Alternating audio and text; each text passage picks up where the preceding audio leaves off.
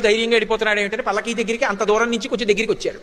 వెంటనే ఆజానబాహుం మరవింద దళాయతాక్షం, ఆయన పెద్ద పెద్ద కళ్ళతోటి రామలక్ష్మణులు ఇద్దరు కోదండాలు పట్టుకుని కనపడ్డారు.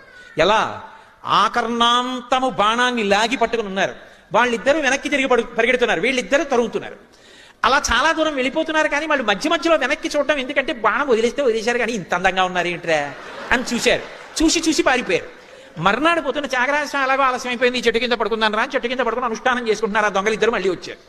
వచ్చి నేల మీద పడి నమస్కారం చేసి, అయ్యా బుద్ధి గడ్డి తిని నిన్న మీ దగ్గర ఏమైనా ఉందేమో దొంగతనం చేద్దామని వచ్చాం, కానీ దొంగతనం ఏం చేయలేదు కానండి, ఎవరో ఇద్దరు మమ్మల్ని చంపడానికి ధనస్సు బాణాలు పట్టుకుని వచ్చారు. ఎంత బాగున్నారో మీ సేవకులు, మమ్మల్ని కొట్టేశారు కానీ ఒక్కసారి వాళ్ళిద్దరిని చూపిద్దురు అన్నారు.